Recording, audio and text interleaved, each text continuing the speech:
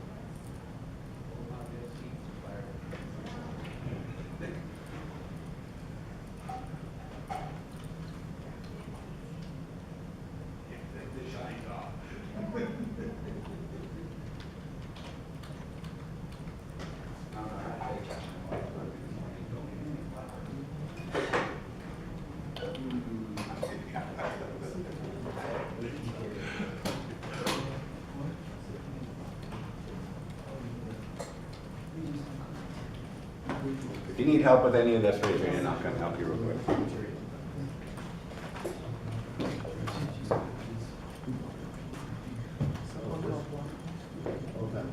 Okay, this is just your editing tool for a cover, which you use in the materials browser. Yeah, to click on To back up to the top of your materials. So you gotta, See that you gotta go materials to, browser? You can get to it from that little list button right there too. Just grab one. You've already got a couple on the top, so just click on and drag it onto the object and that up. Thank you.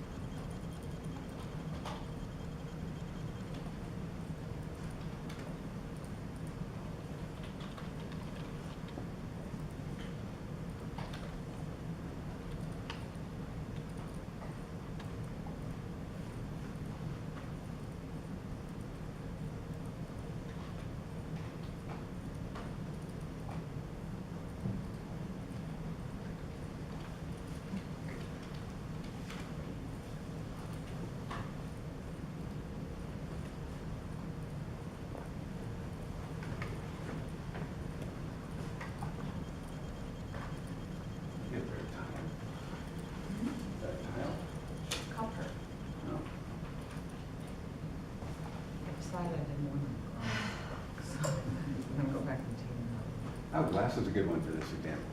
You think so? Yeah.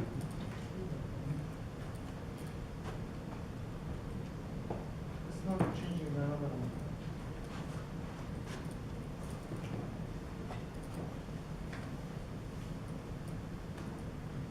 Okay, it's done on the other one. Just click on your magenta one, and it'll tell you that that material one, material right here. No, you don't have one assigned to it. Now, you can't use it from down here, you've got to drag it up into that area first.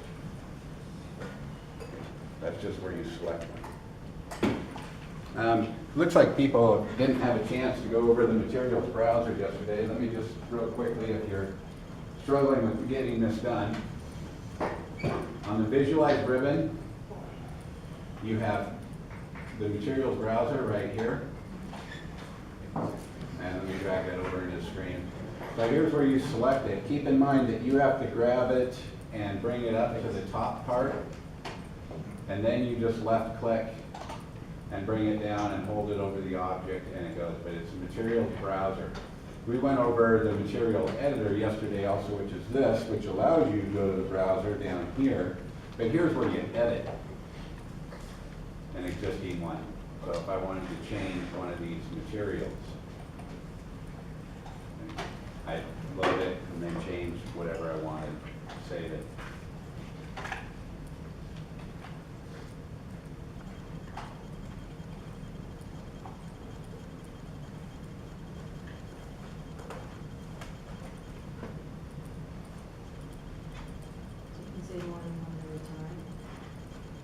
Oh yeah, you can put pretty much almost an unlimited amount up there. If you want to see them all, get your cursor right in there and drag that down. Right on that line there, put your cursor there. Drag down, you can see a bunch more of them.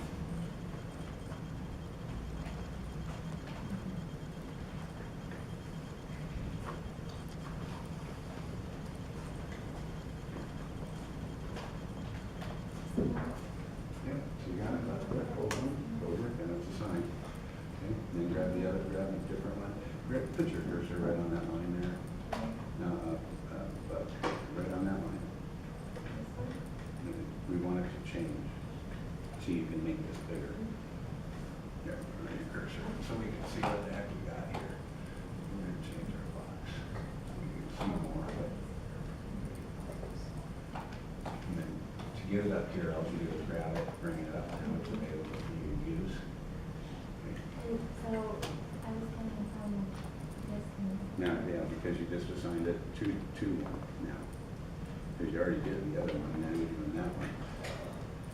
You got, where's your property start on the docs? Okay, select that. What? What's that? So right now, this material is by layers. We're not really getting it.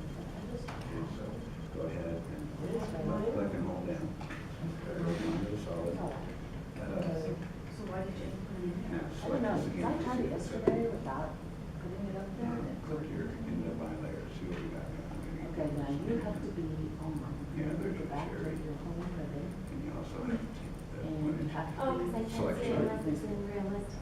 Right. Oh, Choose cherry to This make sure it's kind. showing cherry. Okay, now when you go to realistic, you'll see it. Oh. And undo the other one.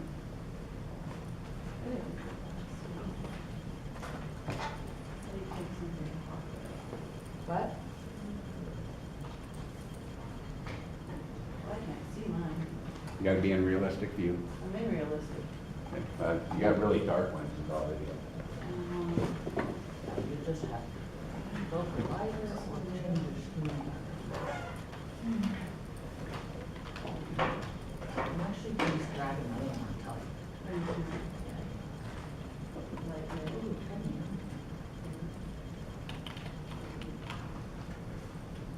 ooh, oh, it's actually in. Oh, Your dark ones will be okay. I didn't pick it up. All right, is everybody kind of where they can move on? One, you good?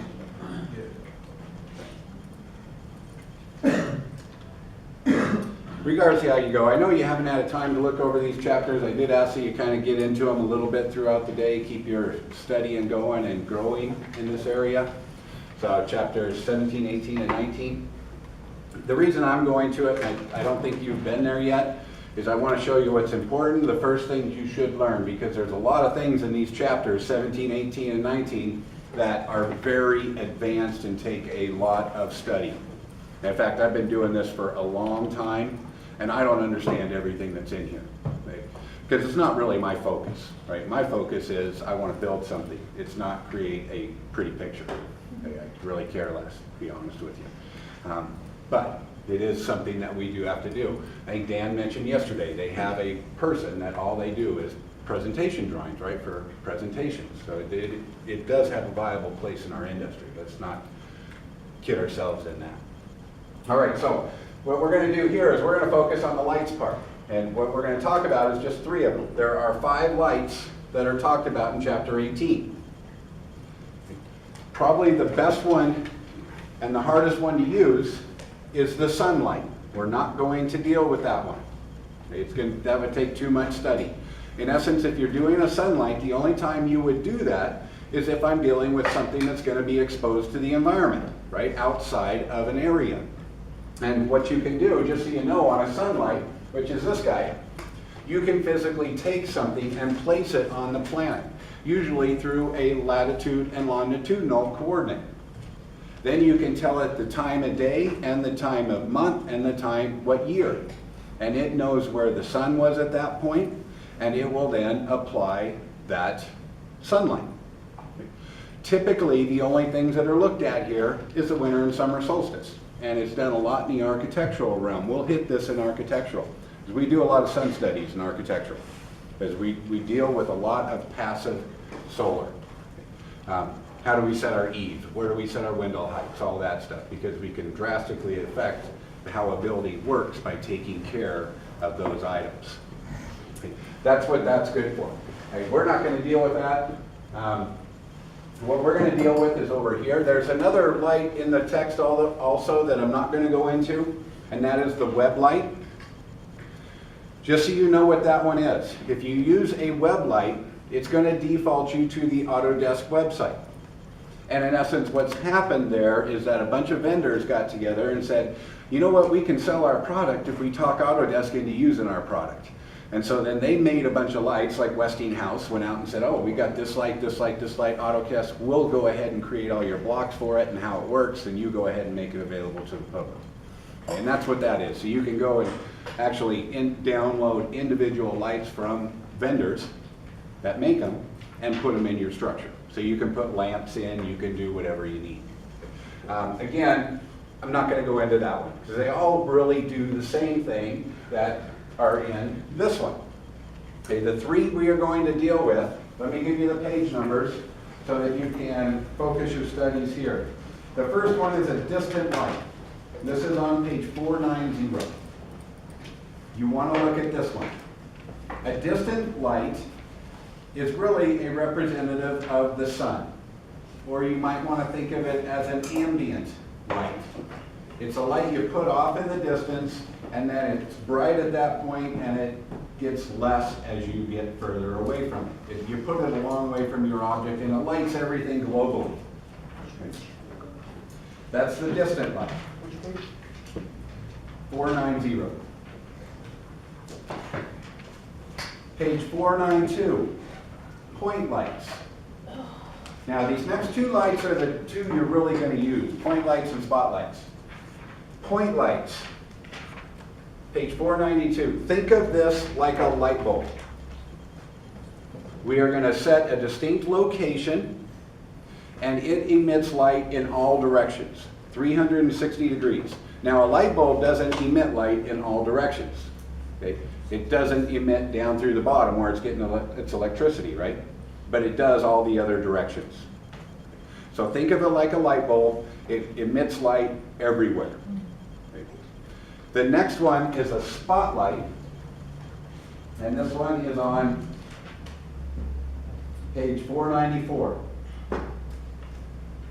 This one, think of like a flashlight. So it has a beam of light. Now it's got some grips that go with this one, because if you do it with a flashlight, think of how when you see this in the middle of the night, a flashlight puts like a little yellow cone that's very intense at the center, and then light kind of spreads out in that vector in a cone. It's going to work exactly like that, but you can alter the hot spot or the middle, and you can alter the diffusion of the light outside of that hot spot also. So the examples in the text are great. So if you were doing a scone light, I'd use a spotlight. If I'm doing a headlamp on a car, I'd use a spotlight. If I'm using like a street light for a bulb, I'm going to use a point light because it's a bulb. Okay. So in essence, what you do is how do you want the light to work? And you're probably going to be using points and spots. Now, if you need a bunch of surfaces that need illuminated, then you use the distant light and you join all these together. Generally, you might have 5, 6, 7 lights illuminating your object correctly. So you're not limited to one or the other. They each have individual characteristics. Now, the hardest part with lights is getting them placed. Without a doubt, it helps if you know exactly the coordinates of this, because we're going to place a light in here, and we're just going to click a point for it, but we're going to have to rotate some UCSs to see, because if I click here, keep in mind, I don't know if I'm 100,000 units back that way or this way or whatever, right? You kind of want to use Cartesian coordinates, and I'm going to show you how this works. It's better if you can place these using absolute coordinates. Like, I place my light and it's going to say, where do you want it? Instead of digitizing a point, it'd be better if I could type 1, 4, minus 5, because then I know exactly where it is in relationship to my object. But that is only if you took care to know where this sits. Okay. So obviously that works. So let's kind of play with it and let's see how the two work. Okay. So up under your create light, which is right here, on your visualize ribbon, we're just going to walk through these lights real quick and run through an example and we'll be done. Okay. So has everybody found this location? Okay. Now, before we place the light, there is a manager for your lights, a lot like the XREF manager. And just by what you know of AutoCAD, where do you think you access that tool from? Drop down. Yeah, you got that little sideways arrow, right? Isn't that always kind of a manager style dialog box? Okay, so let's open this up first. So click that little, click at visual styles. Okay. So you got this little dialog box here. This is the best way to kind of select your lights. I just wanted you to have this open and you're going to see what's going to happen with it. Now we're going to place a light, and let's start with one that's easy to work with. Let's start with a point light. Okay, remember this is your light bulb, and they give you a little symbol that looks like a light bulb to remind you. Okay, so I'm going to click on the point light. Now I'm just going to click a point somewhere off to the side of my object. It comes down at the bottom. Once you click a light, it gives you a bunch of options down here in the status bar. Generally, I ignore all this stuff because it's all available through the Properties dialog box. And again, because I'm seeing it still. Folks, if you are not running with that Properties dialog box open, then you really are limiting what you can do. You need to have that open all the time. So I'm just going to go ahead and hit enter here and not select anything. Now, put yourself in realistic mode. Do you see any effect that happened with the light? Yes. You may not. Some of them might have got darker. It's all dependent on where it sits in relationship to the object. If some of you, if you click this point, it may be lighting it, but it may be lighting the back side. You can't see the effect of it. Okay. Or you might be underneath it, and the way you're looking, you can't see any effect of this light. I kind of got lucky on mine. I can see it change, and I'm behind it and to the right of mine. Okay. Now, how do you do that? You need to kind of be flipping your UCSs and use the move command for this. So you can do it right here from this window. You do have your stuff over here on the left, but I'm gonna go back to the home ribbon. Now I'm gonna set my front view right here. Now, if you, like here, I can't see that light really working at all. But if I see it, I'm gonna move it here in an X or Y direction. If I'm down here, I'm gonna move it up here, because I want my light to kind of illuminate down through this direction right here. And that's where I'm kind of hoping for with this. So I see it, if it's down here, move it up. Whatever the case might be. Just move, select it. This is an entity, so you can use all of your commands with them. Rotate, move. No reason to scale it. Then I'm going to flip to my right side view, okay, because I'm too far behind it. I want my thing to the front a little more. So I'm going to come in here and do a move and move it a little more to the front.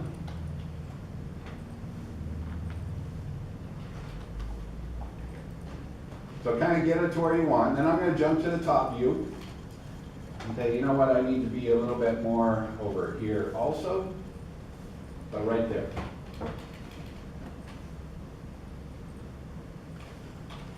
Now I'm going to go back to my front and kind of tilt this thing up. And now you can kind of tell where this is really hitting.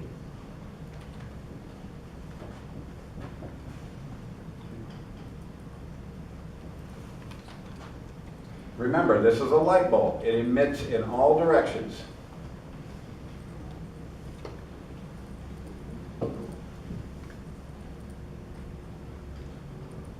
Okay, I'll wait just a moment while people move their thing around, and then we'll look at how we're going to edit this light.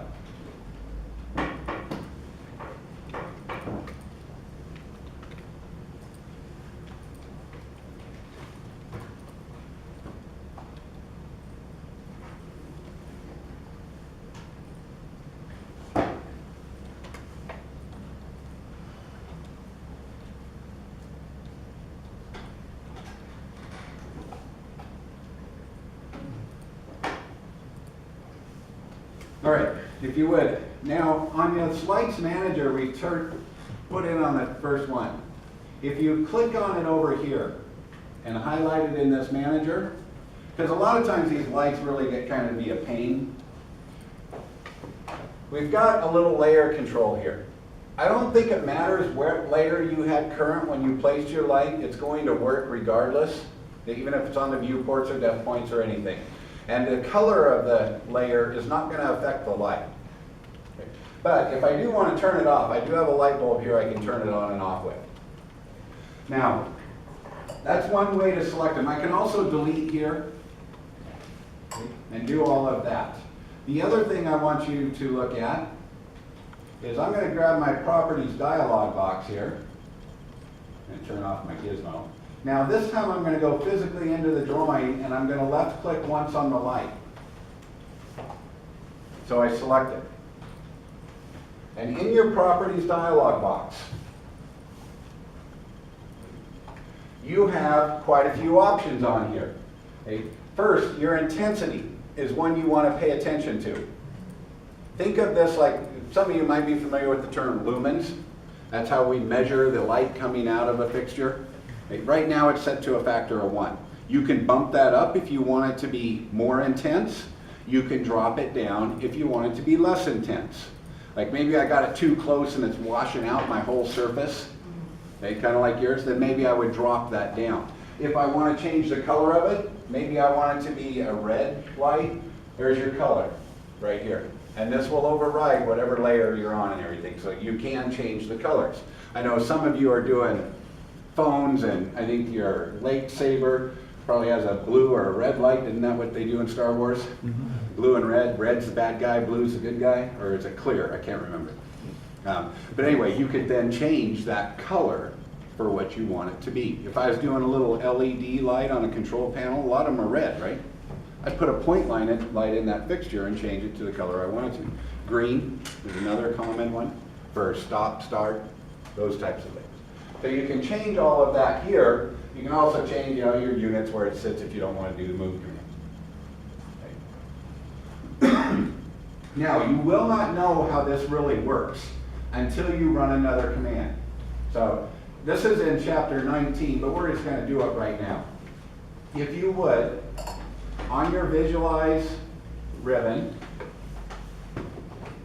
over on the right, you have some rendering abilities, and I'll talk more about this tomorrow. But right now it's set on render to size. So just click that little teacup. Now it's going to ask you to first install the medium library, so it bumps you out to install that because it doesn't come pertinent. Now just kind of ignore that and say work without. Well, holy smokes, I just killed my AutoCAD. That's what they moved out. Oh, I did it. Mine actually bumped out and it's installing my medium library now. Maybe y'all ought to do that. Yours rendered? Yeah, you got the render window I open. rendered. I do it. Right. Should we all install it?